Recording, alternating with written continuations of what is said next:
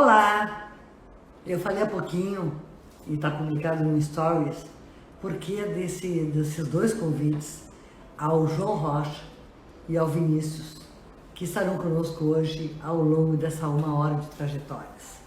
Sabe o que acontece? Acontece o seguinte: se nós nos entendermos como corresponsáveis por tudo que nós vivemos, pelo mundo que nós temos, de que talvez a gente faça muito pouco, e que a gente pode fazer muito mais. Na trajetória anterior, quem nos falou sobre isso foi o Fedrizi. E tem um amigo meu, de muito tempo, chamado Ortiz, que também me provocou nesse assunto. Provocou para fazer alguma coisa relativamente às questões sociais. Eu sou envolvida com o Ponto dos Pobres já há 12 anos e conheço, posso dizer que profundamente não, mas conheço bastante bem essa realidade da alteração das vidas. Está comigo ali, já na tela, já com vocês todos, o João Rocha, que eu posso dizer que hoje é um amigo meu, que nós convivemos vigorosamente durante 12 anos, diariamente, né, João? Isso aí, Suzy, como estás? Tudo bem? A ti e a todos que estão nos acompanhando. Eu estou muito bem e estou muito feliz porque eu acho que nós vamos ter uma conversa hoje sensacional. Uma conversa que é muito de coração, muito de alma, mas também de materialização de comportamento. Junto contigo, junto com o Vinícius, nós vamos realmente trocar algumas ideias, vamos fazer o papo fluir de forma inteligente, de forma fácil e tal, mas eu queria te convidar, João, para começar te apresentando. E eu vou fazer uma provocação para ti. Ali já está o Vinícius, que entrou também, e eu vou fazer uma provocação para vocês dois, já no início. Olá, Vinícius. Olá, tudo bem? Tudo bom? Tudo, prazer estar aqui com vocês e dividir esse palco virtual aí com essa dupla. Sabe que eu estou dizendo que essa nossa live aqui é uma live de coração, né? Uma live de alma, né? Então eu queria começar provocando vocês dois, primeiro o João, depois o Vinícius. Primeiro, eu queria que vocês se apresentassem de forma bem resumida para o conosco. E, além disso, eu queria perguntar para cada um de vocês. João, por que estar no Ponto dos Pobres? Vinícius, por que fundar a Besouro? Então, começamos. Por favor, João, te apresenta rapidinho, depois o Vinícius. E aí já vamos rolar o papo. Por quê e por quê? Certo, Suzy. A minha trajetória, então, ela é uma trajetória que vai muito da academia, né? Eu fui trabalhador, funcionário da Universidade Federal por 12 anos, na área de tecnologia, depois na PUC, né, na área de assuntos de relações comunitárias, e nos últimos 12 anos aqui no Ponto dos Pobres. A minha formação inicial, sou engenheiro mecânico de formação, e atuando muito na área técnica ao longo de muitos anos, mas sempre numa dimensão voluntária nos finais de semana, na área da assistência social.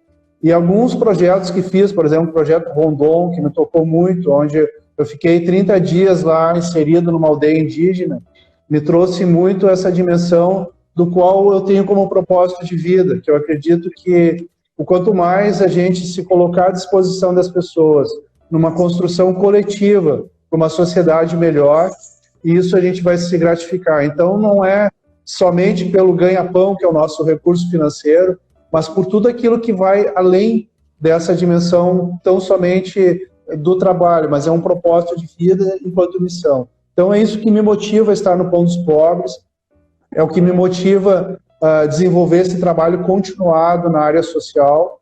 Então, esse ganha-ganha de conectividade entre as pessoas. Eu acredito que esse nosso encontro aqui do Trajetórias, contigo, Suzy, que tem uma trajetória também muito bonita, muito relevante para a sociedade gaúcha, né? Nas transformações de vida de tantas pessoas, e também do Vinícius, eu acredito que tudo isso faz uma conectividade para um mundo melhor.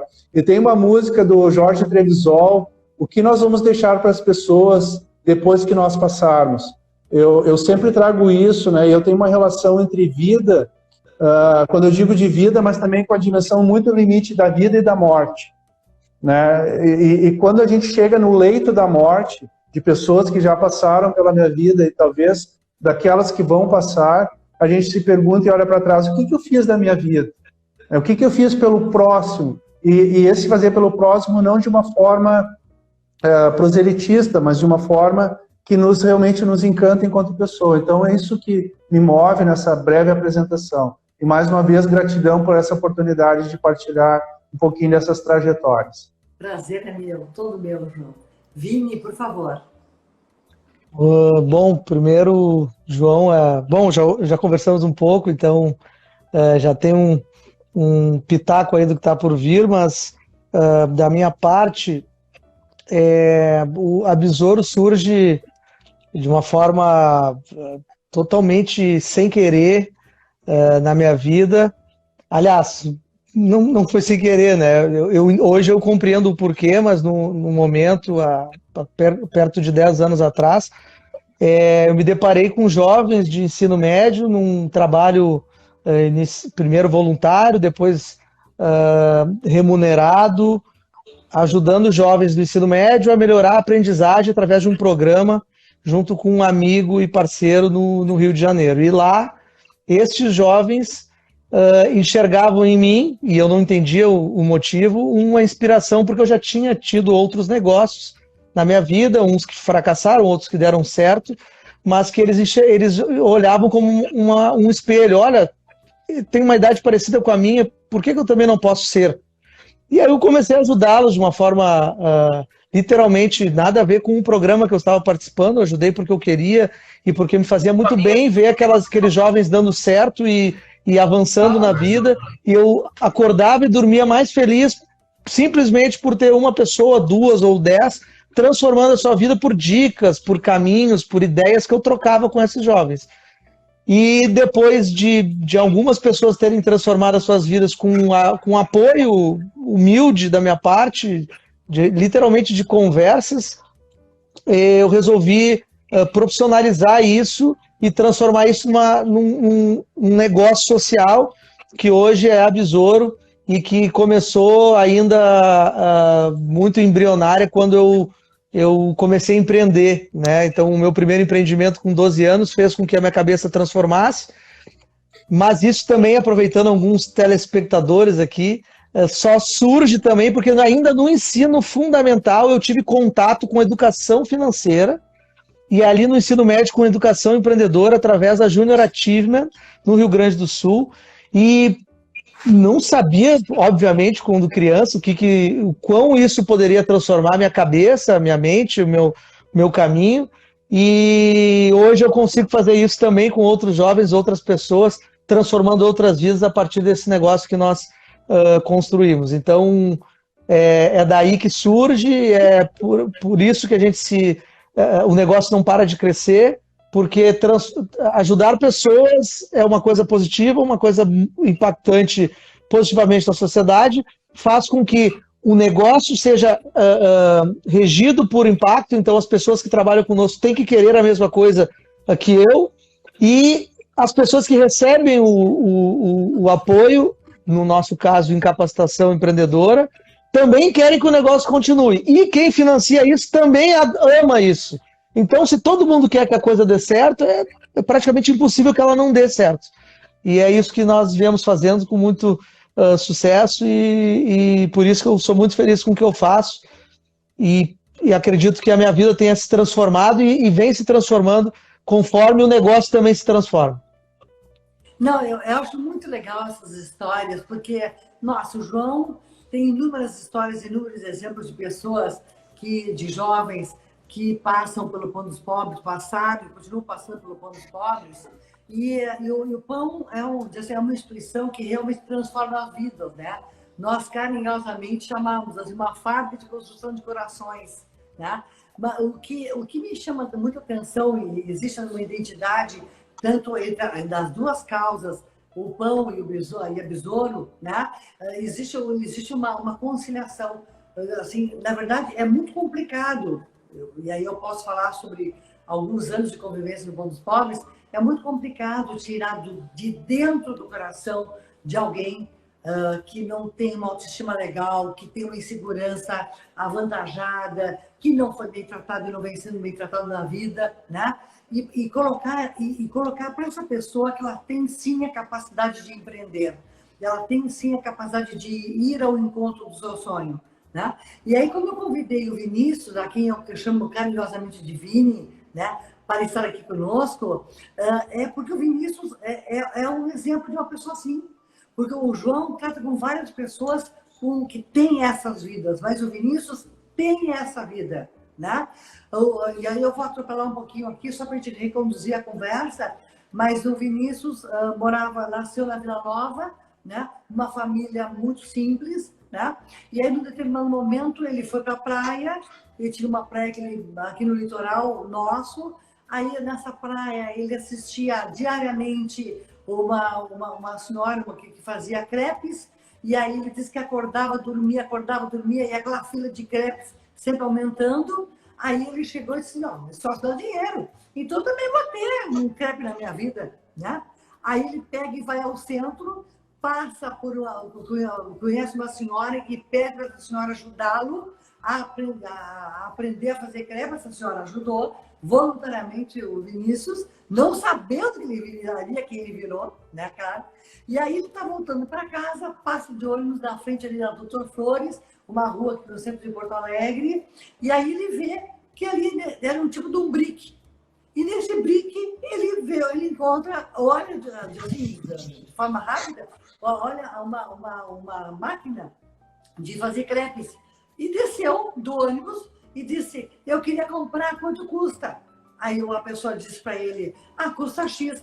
Tá bom, muito obrigado. Ele vai para casa, fala com a avó dele, aí a avó dele, ele disse, vó, eu queria que tu me desse dinheiro porque eu quero comprar um aparelho para fazer crepe. Aí ela disse, eu te dou um cheque, mas o cheque não tem fundo, só vai ter fundo daqui a um mês. Aí ele pegou, tu pode dizer, pode levar o cheque. Aí ele levou o cheque para a loja e disse, olha, eu quero comprar, eu quero fazer crepe, eu já aprendi a fazer, eu acho que eu vou ganhar dinheiro, e aí eu vou, só que esse cheque só tem fundo para daqui a um mês, o senhor topa? A pessoa, sim. Aí ele saiu com a máquina do crepe, aprendeu a fazer crepe, e começou a vida dele assim, a fazer crepe. É isso, Vini? Desculpa, eu atropelei a conversa aqui, mas eu vou querer reconduzir. É isso.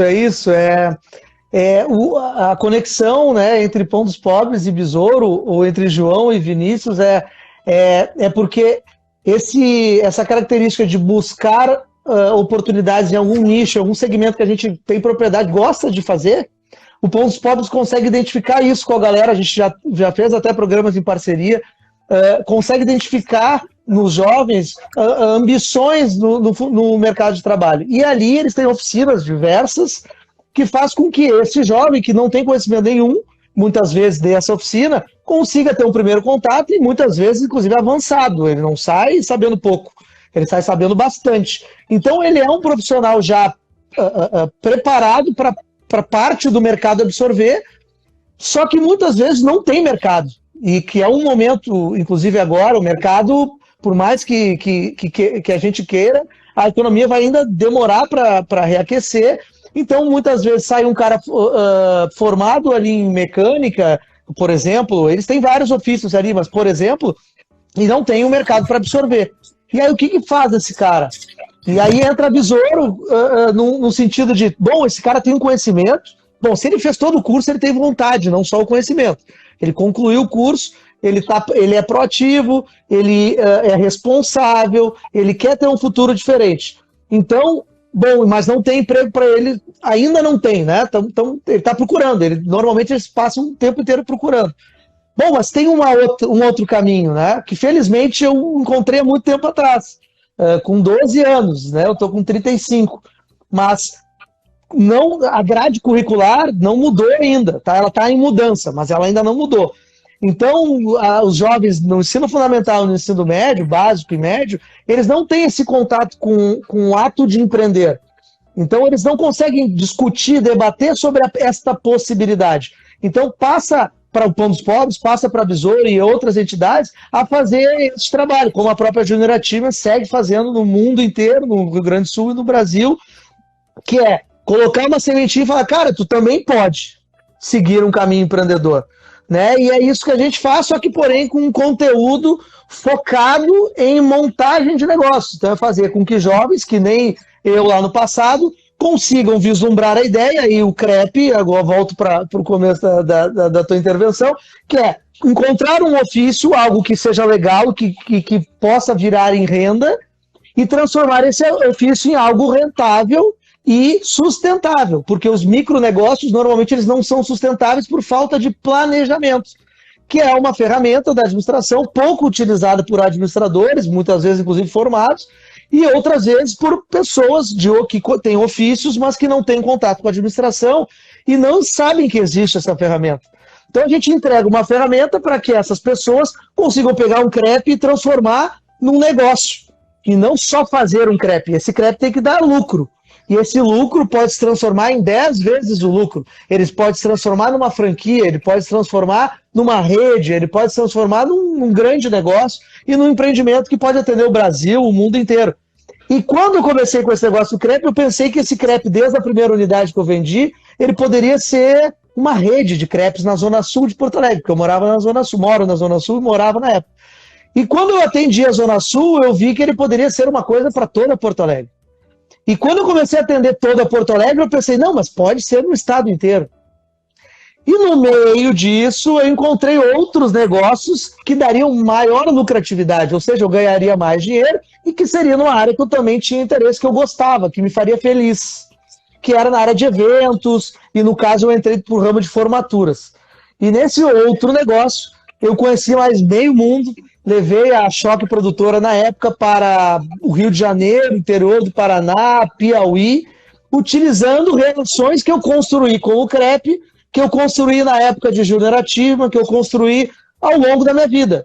Então, o networking que a gente fala, o relacionamento realmente é tudo, e fez com que os meus negócios fossem se desenvolvendo. Mas muito pela formação que a administração me trouxe, que a Júnior Ativa me trouxe, que as relações que eu fui construindo ao longo da vida foram me trazendo. Então, o crepe foi o primórdio, mas de uma máquina a gente chegou em 8 máquinas, eu acho que é isso que tu quer saber, nós levamos para 8 escolas.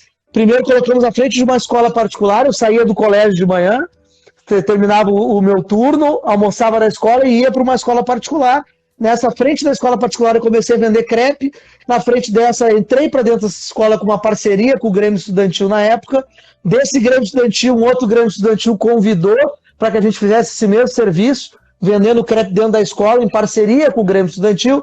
Depois levei para outro, e para outro, e para outro, e para outro, convidando colegas meus de escola, de aula, dessa escola que eu estudava do município, para que eles vendessem comigo e a gente dividisse o lucro.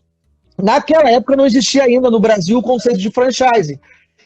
E como eu produzia massa, a marca era uma que eu tinha criado, que era Crepe dos Prazeres, by Vini, porque eu queria amarrar a marca para ninguém roubar. Não sei o que eu tinha na cabeça, mas foi o que eu pensei na época.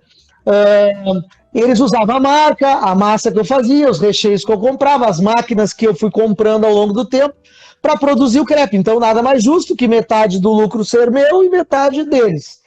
E eles achavam fantástico. Isso foi se ampliando. Disso, nós fomos convidados a colocar essa máquina de crepe em eventos, festinhas da galera dessas escolas e tal. E disso surgiu uma rede, né? A gente chegou a atender em 15 pontos diferentes, 8 escolas diferentes, mas em pontos rotatórios e tal, em lugares diferentes, vendendo esse crepe. Eu tinha ali 15, 16 anos, então dos 12 aos 16 eu fui me desenvolvendo com esse negócio. Até que eu encontrei esse novo ramo, que era o ramo de eventos, também conectado com o crepe, porque era onde eu fazia o crepe, né? E aí eu enxerguei uma nova oportunidade. Mas voltando para a história do crepe, foi aí que eu me encontrei com o empreendedorismo real, né? Não só a sensibilização, a compreensão. Eu quero fazer uma pergunta para vocês dois, porque com certeza vocês se deparam com essa questão. Assim, quando o Vinícius fala sobre o empreendedorismo e tal, esse tipo de coisa, essa atitude proativa acho legal. Mas uma das coisas que me chama a atenção, e aí o Vinícius também pode falar sobre isso, e o João tem uma quantidade de histórias a respeito do assunto, que assim, o empreender significa ter uma autoestima suficientemente forte e corajosa, né? Mas quando nós falamos sobre uma galera que está marginalizada socialmente falando, nós vamos falar maduramente e respeitosamente de uma galera que tem uma autoestima fraca, né? João, o que diferencia uma pessoa de uma outra? Aquela pessoa que as duas com problema de autoestima, as duas vulneráveis sociais, as duas, mas uma vai ao encontro do seu sonho e a outra não consegue. Qual é a diferença? Bom, Suzy, isso que o Vinícius trouxe é muito importante quando a gente trabalha nessa perspectiva do empoderamento do sujeito e toda a base de oportunidades que essas pessoas têm ou não têm na vida. Né? O Pão dos Pobres, a gente vem com essa perspectiva de, ao longo desses 126 anos, em torno de 90 mil pessoas foram atendidas aqui no Pão dos Pobres. Algumas conseguiram se colocar no mercado de trabalho dessa dimensão do empreendedorismo pessoal, porque é indiferente se eu sou empregado de uma empresa ou se eu sou o dono dessa empresa, eu me coloco numa condição de empreendedor. E o Vini trouxe uma palavra que eu acho que ela é muito importante, é a vontade. E muitas vezes a gente tem que construir com esses jovens, com esses adolescentes e até mesmo com as crianças, projetos de vida que os coloquem de pé, porque em algum momento eles foram violados em tantas situações, né, ao longo da sua vida, e às vezes não é só os jovens, a gente vive esse momento aí de pandemia ainda, que muitos empresários quebraram, muitos, né, se encontram hoje numa situação derradeira e eles precisam buscar forças de onde para superar todas essas adversidades. Da mesma forma, essas crianças e adolescentes. Eu vejo que aqui tem outros colegas entrando, né? Por exemplo, do Abrigo São Paulo II, o pessoal da PUC que está aqui acompanhando também. O quão é importante a gente construir, além de boas práticas e boas técnicas, seja ela de gestão, de empreendedorismo, essa dimensão do empoderamento do sujeito. E esse empoderamento, ele perpassa muito na dimensão da empatia, da alteridade. E quando eu falo da alteridade, é reconhecer esse outro sujeito dentro da sua concepção da sua história. Eu acho que o Vini, ele traz aqui uma dimensão da sua história de vida, desde os 14 anos, empreendendo. Eu acho fantástica essa história que tu falaste aí, Vini, do cheque, que ainda não tinha fundos, e a pessoa confiou em ti, ela te deu uma oportunidade na arrancada. A importância disso, ela é fundamental. E daí instituições como o Pão dos Pobres e a Besouro são aquelas instituições hoje na cidade de Porto Alegre, no estado do Rio Grande do Sul e no Brasil, que dão a oportunidade para que esses jovens se sintam amparados para superar essas dificuldades e ir em frente. Então, eu acho que dos diversos cursos que o Pão oferece, e ao mesmo tempo a sociedade reconhece essa importância, porque são sujeitos que estão aí batendo a nossa porta. De uma forma ou de outra, né, eles vão buscar o seu espaço. E a gente quer que esse espaço seja conquistado de uma forma com dignidade, de uma forma que construa esse sujeito de uma forma presente e da mesma forma com projetos de vida. E esses projetos de vida duradouro. Eu acredito que o Vini, ele traz essa sua experiência de muitos jovens, por exemplo, que também passaram aqui no Pão e hoje são pessoas bem-sucedidas. E eles conseguiram construir isso. E eu atribuo isso muito, Suzy, a esse empreendedorismo pessoal.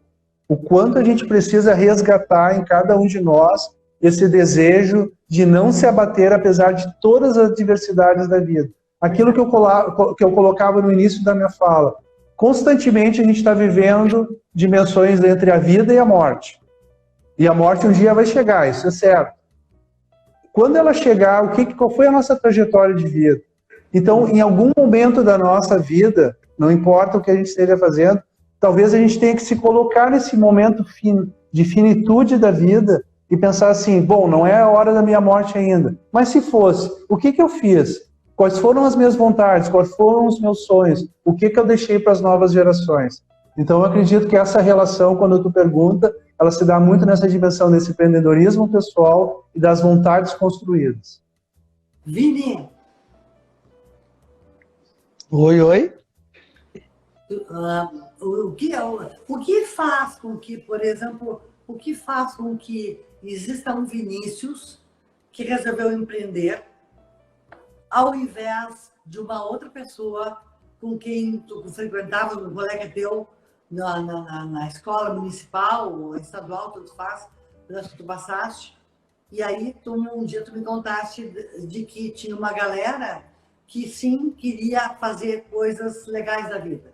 Assim, legais, acreditando em si. E as outras queriam simplesmente o tênis novo, um boné, um moletom, e aí eles iam para outro caminho, o caminho da droga, o caminho do roubo, esse tipo de coisa. Filho, o que faz com que alguém empreenda positivamente? Eu acho que a diferença, ainda pensando na infância, são as referências. Eu acho que, felizmente, eu tive excelentes referências, meu pai, minha mãe, meus avós, né, o meu entorno. E quem não tem uma estrutura familiar que consiga passar essa referência para a criança e para o jovem, passa a ser terceirizado para o terceiro setor, passa a ser terceirizado para a escola, né, para o poder público e para o professor dessa criança, desse jovem, desse adolescente. E com o andar do tempo, falando a minha opinião, né, pura aqui, talvez a rede tenha cansado também, né? São anos e anos tentando transformar e às vezes consegue, às vezes não consegue. O digital veio e bagunçou uma coisa que era mais regular entre a rede de educação, por exemplo. O terceiro setor também se inclui aí, tá? Não é só educadores, é no geral. E aí, quando a gente cansa, a gente não consegue mais passar essa energia e dizer, cara, vai dar. Vai dar. Olha pra cá, olha aqui, olha esse cara aqui, isso aqui deu, e esse outro também. Mas aí, irmão, tu vai ter que levantar, e vai ser ruim num dia, vai ser ruim no outro, vai ser ruim no outro. No 10º dia vai dar. E aí isso vai pagar os 10 que foram ruins, mas aí tu tem que correr mais 10 para pagar os outros 10. É assim, se a gente conseguir passar isso para as crianças, para os jovens que estão perante a nós, que estão ao nosso redor, ou perto da gente, ou em trabalhos que a gente faça, voluntários ou não, e instruir e encaminhar para boas referências, eu acho que é uma forma simples de fazer com que esses jovens não sigam um caminho e sigam outro. Porque não adianta debater sobre referência quando tu olha para o lado, tu nasce numa comunidade, tu olha para o lado, para o outro, para frente, para cima, para baixo, e as referências são caras ganhando dinheiro, traficando ou roubando. Exato. Essas são as referências. Ponto final. Então, não adianta também a sociedade julgar assim como um horror, porque não é um horror. Muita gente que está ouvindo essa live agora fuma cigarro, porque a referência, talvez, no entorno, fumar cigarro. E aí ela fuma cigarro hoje, ok. E eu não estou julgando quem fuma cigarro ou não, mas é uma referência. Um bebe, outro fuma, outro joga futebol, né? O outro trabalha mais braçal, o outro trabalha mais intelectual, porque as referências estavam levando para esse caminho. E as referências desses jovens são essas. E eu, felizmente, tinha ótimas referências, segui essas referências, e no meio disso, para reforçar a referência, eu encontrei um trabalho de uma ONG, que eu vou frisar porque eu adoro falar, que é a Generativa. Eu encontrei sem querer, não procurei o lugar que tinha Generativa. Apareceu na minha sala de aula. E aí reforçou, olha, tem um outro caminho aqui, dá uma olhada. E aí, intrinsecamente, tu vai recebendo esse conteúdo, e em algum momento tu olha, olha aquela oportunidade que eu ouvi falar lá naquele ano lá, e que o meu pai já comentou, e que o fulano faz, e que o meu vizinho faz, e que eu não vou correr o risco de ser preso, eu não vou correr o risco de ficar recluso da sociedade, de ouvir falarem mal de mim. E aí eu segui por esse caminho. Mas eu sou só um dos milhares, né? Sim. Quase 30% da população, eu sou parte de 30%, 40% da população brasileira. Então não estou falando nada demais, não tem nada de, o Vinícius, não, o Vinícius é mais um cara que teve um caminho igual ao dos outros, né? E aí, claro, no meio disso, eu acho que quando tu entende desde cedo que o ato de empreender, ele não é fácil, mas que ele pode te levar a um lugar também difícil de chegar, normalmente no caminho formal do mercado de trabalho, de buscar um emprego, por exemplo, aí isso me instigou a não desistir. Então, toda vez que eu encontrava uma dificuldade, eu multiplicava. Bom, se eu for trabalhar agora e vender 10 pastéis a R$10 por dia, eu vou ter R$3.000 um mês. Se eu tirar o custo, vai me sobrar R$1.500. Bom, se eu fizer uma formatura por ano, eu ganho os mesmos R$1.500 quando eu fazia festa. Ou se eu vendesse X crepes, se a minha rede, eu parasse de trabalhar e a rede que trabalhava comigo vendesse esses crepes, eu ganharia os mesmos R$1.500. Tá, então calma, não vou, vai ficar tudo bem. Vamos de novo. E aí eu ia de novo. E a cada garrafa de 2 litros de crepe, de massa, que eu não vendia num evento, eu tinha que jogar fora, e isso era dinheiro indo pelo ralo, literalmente. Eu fazia conta de quantos crepes eu tinha que vender a mais no dia seguinte para pagar aquela quantidade de massa que eu joguei fora. Certo. Quando tu começa a entender isso, tu pensa muito melhor em quanto de massa tu vai fazer, quanto a energia que tu vai pôr para vender. E isso está intrínseco ao empreendedor depois que ele entende o negócio de empreender, qualquer negócio. O João tocou num assunto que eu acho que é muito pertinente, porque vamos transcender agora da Besouro e vamos transcender para os pobres. E vamos olhar as dificuldades que nós estamos enfrentando com inúmeras pessoas ao nosso redor, abatidas por conta dessa pandemia, do isolamento social, essas coisas todas. Quando o João fala de uma palavra vontade, e o Vinícius fala da vontade de empreender e do acreditar, né? Eu trago a questão para o nosso mundo, de forma mais ampla, transcendendo então o Besouro para os pobres, para cutucar a cada um de nós para termos vontade. Mas nem sempre a gente acorda com vontade. Nem sempre a gente consegue levantar e dizer, hoje eu vou fazer um dia muito legal. Como é que a gente faz isso acontecer?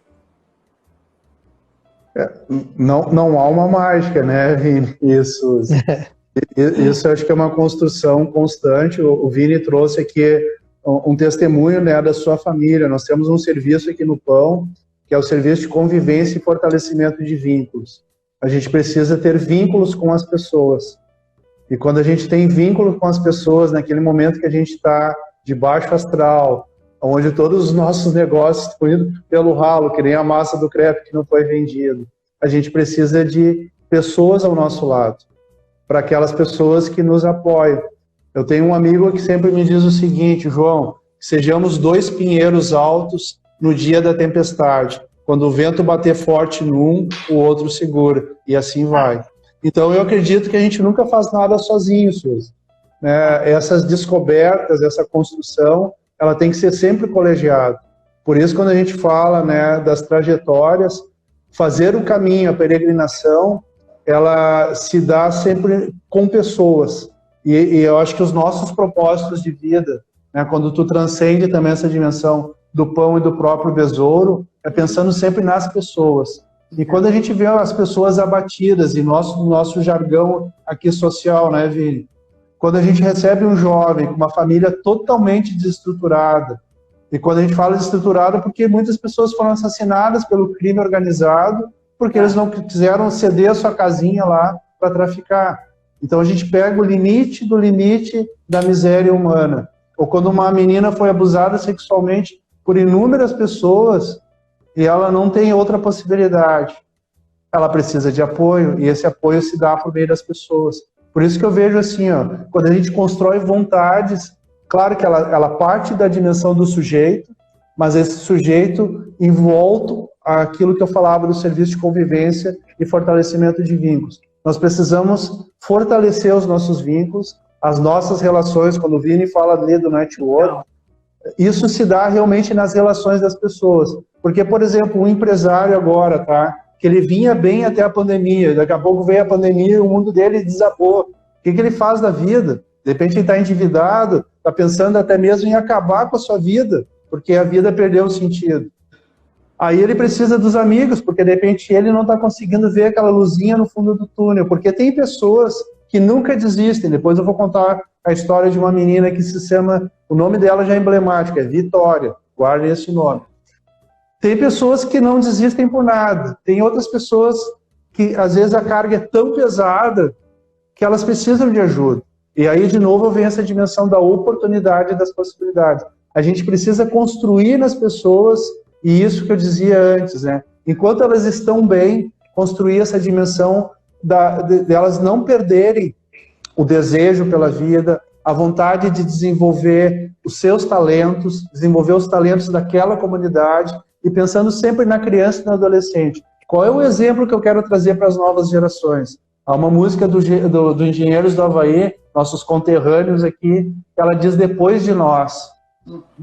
Por que eu digo isso? Porque quando a gente pensa no nosso semelhante, naquela outra pessoa que talvez esteja passando fome, hoje, no dia de hoje, com fome, o que nós podemos fazer para que essa pessoa se coloque de pé? Por isso que eu falo do jargão social. A gente precisa botar as pessoas de pé para depois construir também com elas essa vontade de empreendedorismo, de projetos de vida, de não desistir. Mas não é só as pessoas empobrecidas financeiramente. Às vezes há uma pobreza de outras tantas situações. Isso a gente precisa também considerar, né? Para nós que trabalhamos na área social, o nosso lema é não desistir nunca do sujeito. Mesmo quando esse sujeito não acredita mais em si, mas nós temos que acreditar nele. As nossas técnicas aqui do acolhimento institucional, as coordenações, equipes técnicas, são pessoas assim, ó, que trabalham com a dimensão da frustração ao limite do limite. Porque aquilo que eu falava, aquele jovenzinho vem para cá totalmente dilacerado em todas as suas relações, e as equipes ainda elas trabalham assim para que esse sujeito continue acreditando na vida. E eu acho que esse é o lema, quando a gente fala de vontades. Continue acreditando na vida.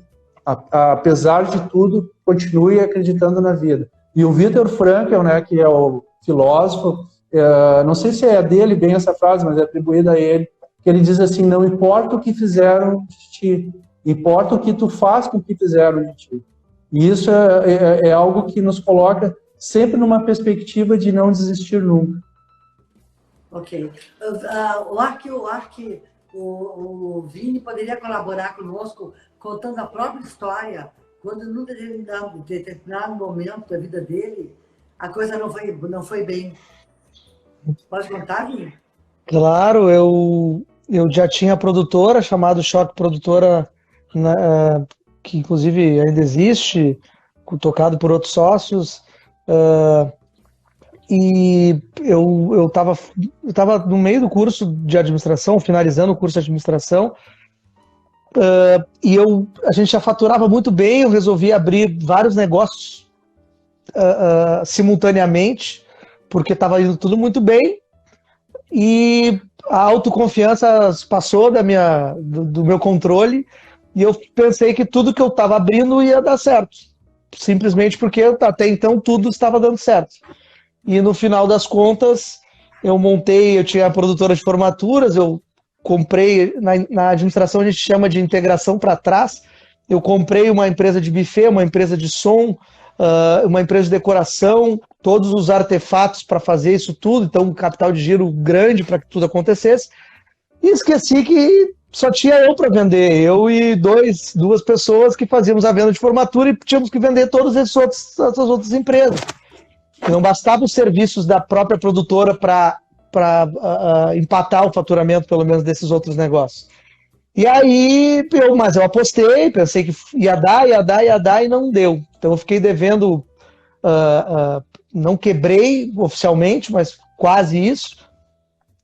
E fiquei devendo, tive que fazer um empréstimo do Banco do Brasil, e fiquei devendo o que hoje equivale a, imagino que uns 2 milhões de reais, para poder quitar as dívidas que eu tinha e manter a empresa de pé. O meu último pagamento foi com o meu carro na época, que eu entreguei o carro que eu tinha para quitar com um fornecedor de som, que é meu amigo até hoje, eternamente grato, a Power Sound, vou fazer propaganda, o cara vai ser eterno amigo, e porque acreditou em mim, né? Porque me conhecia desde os primórdios, então sabia que foi um erro e que eu ia resolver, e de fato eu resolvi, nós resolvemos, a empresa seguiu firme e forte, e daí se levantou, mas esse período foi um ano de não dormir direito, de acordar com o Excel batendo na cabeça, com os números, como vou fazer para resolver isso. Eu cheguei a faturar 1 milhão com 20 anos de idade, R$ 1 milhão na época, que, né, com 20 anos, vindo de uma escola empreendedora humilde, né, simples. É bastante, né? Acho que hoje ainda é bastante, mas na época era muito. Mas com 24 eu quebrei, tive que passar por essa situação, e com 26, quando a coisa já estava organizada, eu reacendi. Mas como que eu mantive isso aceso? Né? Não foi fácil, como o João falou, não tem uma fórmula. É tu lembrar que deu certo até então, né? Que foi um erro. E que esse erro, tu não pode jogar fora o teu aprendizado, né? O que eu fiz? Né? E essa automotivação, usando ali, foi falado agora ali, né? A palavra motivação bate sempre nisso, mas não existe uma motivação sem um passado, sem uma experiência. Tu não consegue se motivar se agarrar em algo que tu nunca viu, que tu nunca tocou. Então, tu precisa tocar, nem que seja um espelho, né? Nem que seja uma referência. Tu tem que se agarrar em alguma coisa. E eu me agarrei no meu passado, nas minhas experiências passadas. Pô, eu consegui faturar isso, eu consegui fazer dar certo um negócio. Eu consigo fazer dar certo 4 negócios? Não sei, mas um eu consigo. Então eu joguei, porque fechei tudo, mantive o negócio que eu já tinha conhecimento, foquei nesse único negócio, que eu trago essa experiência inúmeras vezes para pessoas que perguntam: o que eu faço? O cara com 10 ideias de negócio, com 3 negócios ao mesmo tempo. Cara, foca no que tu realmente entende, no teu core business, no que tu acredita, no que tu sabe já, todas as dificuldades, porque a chance de dar mais certo é maior. Foca nisso. Depois tu volta a reativar um novo negócio, 2 ou 3. Então eu fiz isso, conduzi assim esse período emblemático na minha vida, mas que hoje eu penso 1000 vezes antes de fazer investimentos mais pesados, em ter mais de 1 ou 2 negócios, apesar deles me alimentarem, negócios em ramos diferentes se alimentam os próprios negócios, mas às vezes num volume tão grande, sem braços, sem pessoas, porque o negócio é feito de pessoas, por mais que ele tenha tecnologia, ele é feito de pessoas, o computador não aperta o botão sozinho, então a gente precisa de pessoas, e se tu não tiver pessoas capazes e com uma cultura que nem a minha, ou que nem a nossa, como o João faz lá no Pontos Pobres, que nem a própria Suzana tocando o programa dela e negócios que ela já tocou e toca, se não tiverem pessoas que compreendem a nossa cultura, o negócio vai morrer no faturamento, lucro, prejuízo, e não nas vidas transformadas, e não no impacto real de quem tu está prestando serviço. E esse prestação de serviço, na época era formatura, que era entregar um bom evento, se ele não for bem entregue, ele não vai ter uma revenda. Tu não consegue buscar aquele faturamento de novo. E aí tu tem que correr atrás de um novo cliente, que ele é muito mais caro que um cliente que já está na base. Então é um trabalho burro, Então, quando tu consegue entender isso, e eu só entendi isso com a experiência e com os erros e com o prejuízo, eu talvez não estivesse podendo falar com vocês hoje aqui, atendendo diversos, né, lugares, mais de 100 mil negócios abertos no mundo inteiro, falando em várias línguas e atendendo países em situação mais difíceis que a do Brasil, como Guiné-Bissau, como Angola, como Timor-Leste e outros países, que a gente tem uma experiência que pode hoje estar impactando outras vidas, e conversando com vocês aqui e compartilhando desses conhecimentos devido aos erros, devido às experiências passadas. É muito importante ouvir vocês falando sobre errar, né? Sobre a tolerância e o respeito ao erro, né? Que tão importante quanto a alegria, às vezes é a tristeza, é conhecer humildemente a tristeza e a partir da tristeza dar o salto, né? João, nos conta alguma história de alguém que passou pelo pão e histórias que tu possa compartilhar conosco. Sim, Suzy, isso que o Vinícius traz, né, a dimensão das lições aprendidas. A cada dia aqui no Pão, a gente tem muitas lições aprendidas. As lições que nós vamos levando conforme cada situação que se apresenta, mas também de que maneira essas lições, essas vidas impactam na nossa vida. Porque sempre a gente se coloca, quando eu falava ali da alteridade, é olhar o outro com a sua história e não com a nossa história.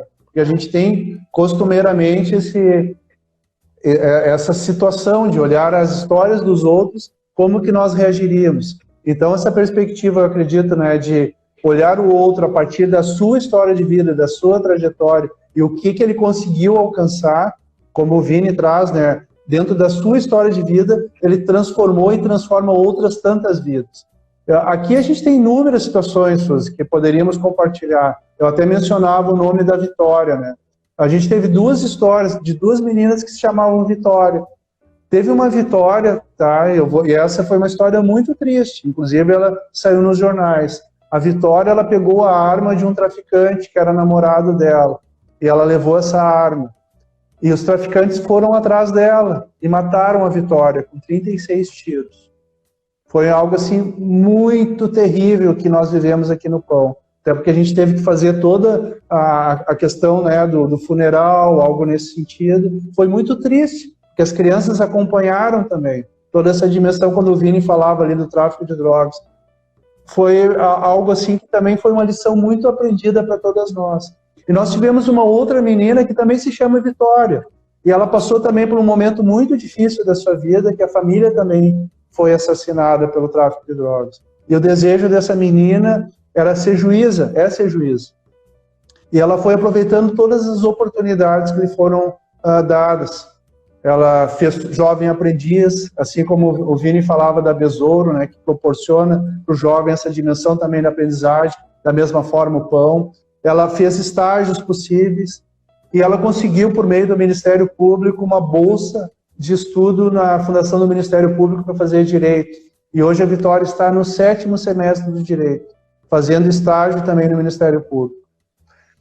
A lição aprendida com a Vitória daquela menina que tinha tudo para dar errado, né, de transformar a sua vida de uma forma de resignação, de dor, de violência sofrida, ela ressignifica essa dor naquele propósito da vida dela, do seu desejo e do sonho. Se a Vitória vai ser juíza, não sei, mas ela está no caminho. Então, essa história da Vitória, ela nos traz tantas lições de nunca desistir, mesmo que existam outras histórias de outras vitórias, que, claro, eu estou usando os nomes fictícios aqui, mas para dizer, assim, o quão importante a gente sempre tirar lições aprendidas. E tinha uma pergunta aqui que eu não consegui ver de quem é, mas que dizia no sentido assim, de que maneira colocar esses jovens de pé diante de tantas situações adversas, de tanto consumismo, porque às vezes a gente coloca a mesma meta para todas as pessoas, só que nem todas têm as mesmas oportunidades, mas a meta é a mesma. E quando eu falo do consumismo, essa dimensão de consumir além da necessidade. Então, de que maneira a gente constrói isso para que as pessoas realmente tenham uma visão mais crítica, que tenham condições de buscar o seu lugar ao sol, como o Vinícius fez, eu entendo assim, somente por meio dos vínculos e da educação. Acho que a gente tem que insistir na educação das crianças e dos adolescentes, oportunizar várias formas de educação, não só a educação tradicional e formal da escola, mas a educação informal, as relações de empoderamento desse sujeito nessa construção coletiva e colegiada. Creio que não há outra forma, né? A nossa tradição, ela já traz isso, mas junto com a tradição, a dimensão da inovação, das possibilidades de novas tecnologias sociais, aonde se insere sujeitos de todas as ordens, de todas as frentes, de todas as experiências, como o Vinícius falou, conjugado a isso quando a gente chama ali num princípio de Living Lab, que seriam os laboratórios vivos. A gente tem um problema social, a gente tem soluções possíveis e a gente tem pessoas dispostas a construir essas soluções possíveis. Eu vejo que essa é a forma de construção realmente desse empoderamento. Eu fico olhando para o Vini ali, né, num ambiente bonito, numa cadeira gostosa, né? E eu fico pensando como é que tu olha para a tua vida porque eu me lembro que quando nós conversamos há alguns dias, tu me disseste, será que um dia eu vou usar terno? Será que um dia eu vou viajar? Será que um dia eu vou pegar um avião? E hoje tu faz tudo isso na tua vida. Como é que é olhar para o Vinícius que era e o Vinícius que é?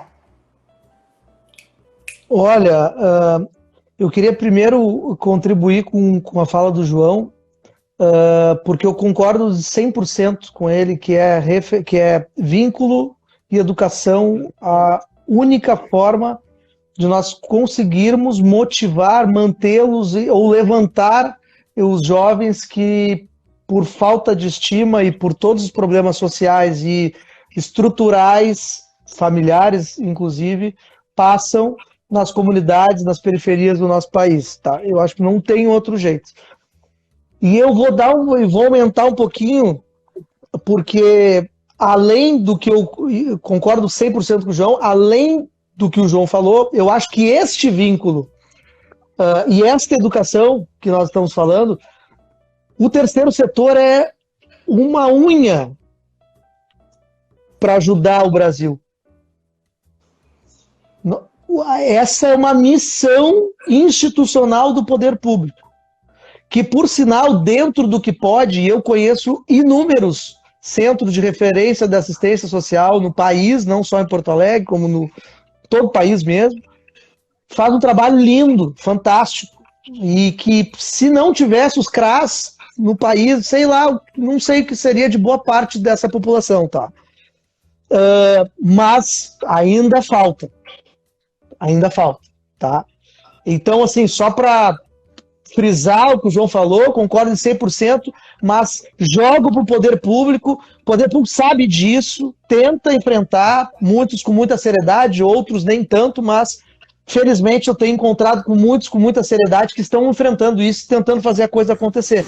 Mas não tem como botar no colo do pão dos próprios resolver a vida de um monte de jovem de Porto Alegre, Grande Porto Alegre, que não tem uma estrutura familiar, que não tem estima, que não tem projeção de futuro. Não tem como falar para os pobres, resolve aí. Não tem como. E não é só recurso financeiro, é gente, é estrutura, gestão, é uma coisa muito grande. E muito menos só besouro. Então, passa pelo poder público. A gente sempre, num geral, tá, a iniciativa privada ferrenha, tá? O capital, que busca o capital 100%, ela bate no poder público, reclama do poder público, a sociedade fala do poder público, mas não tem como pensarmos numa melhora significativa do nosso país em qualquer área se não passar pelo poder público. A escala está no poder público. Então nós temos que melhorar o poder público, melhorar quem está lá, melhorar a gestão, melhorar tudo que passa por lá, senão o impacto não vai ser significativo, infelizmente. Embora a gente tenta fazer a nossa parte de gerar escala do jeito que dá, né, com o recurso que tem, mas não vai atender. Agora, desculpa, porque isso é um assunto que me mexe bastante, porque eu tenho contato diário com esse tipo de debate.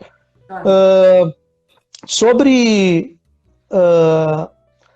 transformação, né, e como eu me enxergava aqui, a primeira vez que eu vesti terno foi para uma formatura da Junior Achievement, de um programa do primeiro ano do ensino médio, que era para receber o troféu lá, que terminou o curso e tal, certificado. Que eu fui eleito naquela época o melhor vendedor da minha empresa da escola. Então eu ganhei um troféuzinho de melhor vendedor e tal, e aí eu tinha que botar um terno, porque falaram que o pessoal ia todo arrumado, iam ter escolas particulares, né, e tal. E aí eu comprei um terno. E aí eu achei bonito de terno. E via os empresários, o pessoal na Federação, que eu trabalhei na Federação com a Junior Achievement também, como voluntário, vestia terno. Inclusive, uma das minhas inspirações está vendo essa live, eu fico muito feliz, que continua sendo meu amigo, felizmente, todos esses anos, passa dos 20 anos, que é o Márcio Gonçalves. Ele andava de terno, ele também era um jovem lá, sei lá, devia ter uns 20 e poucos anos, né? Eu tinha 15, 16, mas ele já andava de terno, e com uma pastinha bonita de couro, assim, ia vender Junior Achievement. E eu achava o máximo aquilo. Será que um dia eu vou ter grana para ter um terno desse, uma pastinha dessa? cartão de visitas com meu nome e tal. Então eu vislumbrei aquilo. Em algum momento eu me deparei com a possibilidade de ter o cartão de visita, de usar o terno, e eu nunca mais tirei aquilo da cabeça. Será que eu vou conseguir? E aí eu comprei um outro terno, uns anos depois, e comecei a evoluir, né? E também, por causa dessa ONG, peguei meu primeiro avião, e eu fui para Brasília.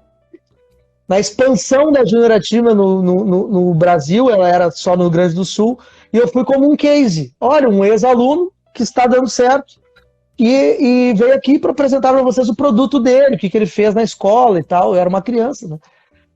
E eu lembro como se fosse ontem, eu vendi vela até dentro do avião, para quem estava sentado do meu lado, assim. Final, porque contava a história, as pessoas achavam bonitinho e queriam comprar a tal da vela, que era um produto que eu produzia. Quase cheguei no evento sem vela para mostrar para os futuros investidores, né? Mas aí eu achei o máximo aquilo. Eu estava em Brasília, né? E andando de avião, eu chorei, eu lembro, assim como se fosse ontem. Pensei, pô, mas só um pouquinho, se eu, com 15 anos eu tô aqui, se eu tô botando terno com 15 anos, por que com 25 eu não posso estar? Com 30? Então, será que um dia eu vou chegar lá? E aí eu botei isso na cabeça. E hoje eu conheço mais de 40 países, falo 3 línguas. O espanhol, especificamente, eu não fiz curso nenhum, aprendi indo, falando e ouvindo, e falando, e tentando, e errando. Sou professor da Universidade Federal de Buenos Aires, convidado, e agora já, cativo já, era convidado e oficial já há alguns anos. No mestrado lá, também da Universidade Católica de Cujo, que é no interior argentino, e fui em outras, né, aqui na Unicinos também, mas eu nunca imaginei não, né? Eu vislumbrei isso, né? E quando eu vi que existia a possibilidade, aí tu vai criando as micro-motivações, né? Tu tem automotivação daquilo que tu passou, do que tu já foi muito mais difícil, né? Eu perder, sei lá, a dívida que eu tive com 24 anos, hoje eu, assim, eu dormiria. Não é uma coisa saudável, óbvio, mas eu dormiria sabendo que tem solução, né? Só não tem solução para a morte, pro resto tudo tem solução. Mas isso, lidar com a dívida é um exercício. Ninguém vai nascer aprendendo a lidar com dívida, ninguém. Então, é um exercício, e esse exercício eu passei. Agora, 30 minutos atrás, eu estava discutindo sobre uma dívida, e eu falei, cara, vamos resolver. Em 15 minutos, eu ajustei uns ponteiros e resolvi a dívida. E aí o meu gestor aqui falou, agora tá, então eu vou dormir melhor. Eu falei, tá, vai passar por isso. Faz parte, né, do aprendizado. Então, felizmente, eu passei por esses aprendizados e alcancei, boto terno. Hoje eu já estou mudando, né? Eu queria andar de terno, agora eu já não aguento mais andar de terno e não aguento mais andar de avião. Então, eu já quero poder viajar menos e usar menos terno, por exemplo. Então, são fases, mas que se a gente não criar metas novas, e a meta nova é não usar terno, então eu tenho que conseguir chegar. Eu tinha uma dificuldade, e ainda tenho do jovem, e aí é do jovem, uma dificuldade do jovem. O João deve ver isso lá no Pão dos Pobres, e ele deve passar, porque também é jovem, quando tu chega representando uma entidade do tamanho do Pão dos Pobres, e eles perguntam se tu trabalha lá, se tu é assessor do presidente, tu é o cara da comunicação. Eu continuo escutando isso. E tá tudo bem, que bom que visualmente eles entendem assim, né? Mas eu sou o presidente, eu sou o cara que fundou esse negócio e falo com propriedade sobre os temas que eu circulo. Eu escrevi um livro, eu era um nota 7 no colégio, tá? Eu fui expulso de colégio já, tá? Troquei de colégio algumas vezes, eu não era o aluno exemplar. Quando eu entendi que a educação era muito importante, que foi lá no final da graduação, não foi no final da escola. E por que eu falo isso? Porque mesmo quem é o nota 7, ou talvez o nota 6, nota 5, ele tem jeito, tá, galera, que tá ouvindo aí, jovens? tem jeito, tá? Não significa que tu era uma nota 7 no colégio, tu não pode ser um 10 nos negócios, não pode ser um 10 estagiário, um 10 jovem aprendiz ou um 10 funcionário de uma empresa. Tu pode sim ser um 10, porque eu aprendi com esses erros, com a falta de conteúdo que eu fiquei lá para trás, que eu tive que estudar de novo. Eu tive que reaprender tudo, eu fiquei, porra, olha, eu tô tendo que refazer tudo. Eu tive que rever estatística, mesmo tendo passado com nota 7, tive que rever recursos humanos, tive que fazer pós-graduação para rever marketing. Pô, como assim? Porque eu não prestei atenção, porque eu não era o aluno que devia ter sido. Bom, e aí morreu, acabou, agora vou ser um horror. Não vou ser um horror. Eu vou buscar, vou ter que virar à noite, vou ter que buscar, correr atrás, para recuperar aquilo que eu não absorvi lá no passado. Então, tenho muito orgulho disso, e tento fazer o mesmo com todo mundo que passa perto de mim. Cara, tu também vai chegar. Tem que ter muita paciência, resiliência, vai apanhar, vai errar, mas tu vai chegar. E só depende de ti. E de onde tu te agarra. Então tu te agarra no terno, tu te agarra no avião, tu te agarra num livro.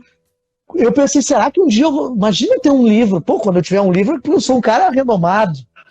E aí o meu primeiro livro foi em 2014, então tem 8 anos, não, 12, não, 14, tem 8 anos que eu escrevi um primeiro livro, hoje eu tenho 4.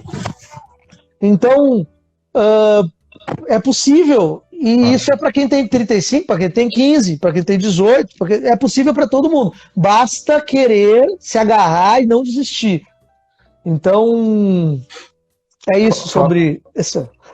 Falando em livro, Vini, acho que já está terminando, né, Suzy?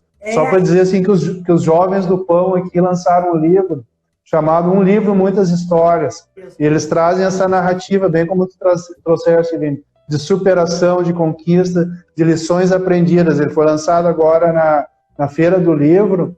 E quão importante quando a gente tem essa oportunidade de co-criar e de criar. Perfeito.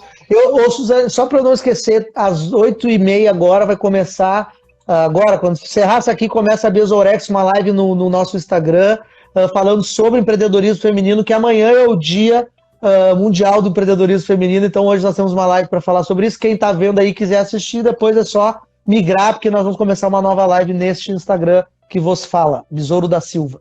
Gente, eu queria dar um beijo em cada um de vocês. Agradecer muito a maravilha da exposição, das exposições que vocês fizeram.